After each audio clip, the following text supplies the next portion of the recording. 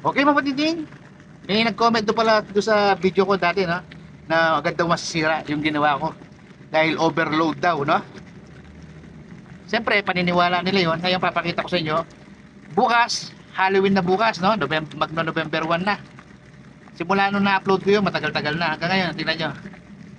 Gumagana pa rin. Yung sinasabi nilang masisira agad, ewan ko sa kanila. Yun ang paniniwala nila. Kaya papakita ko sa inyo kung gaano kalaki itong comforter na itong umiikot na to ngayon. Okay. Ito ang lalagyan natin, mga butingting.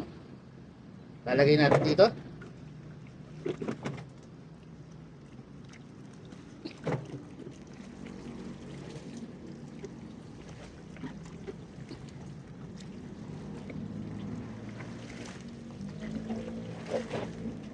Okay, mga butingting, ito po ang akin nilaba kanina na comforter. Tingnan nyo kung gaano ito kalapad at gaano ito kahaba. Tingnan, nakalaylay pa sa semento, sobrang haba. Tapos may bulak pa to sa loob, no? Itong comforter na to. May bulak pa yan sa loob. Imagine nyo kung gaano ito kabigat, no? Pag nilagay mo to sa washing machine. Nung unang upload ko to, may nag-comment. Sabi, overload ang aking ginawa. Pangalawa, masisira daw po ang aking gear case. Kasi sobrang bigat, no, ng comforter na to. Pero iba po ang technique na ginamit ko po dito. Ang ginawa ko po rito. Yung pulley po ng wash motor, nilagay po ako ng malaking pulley.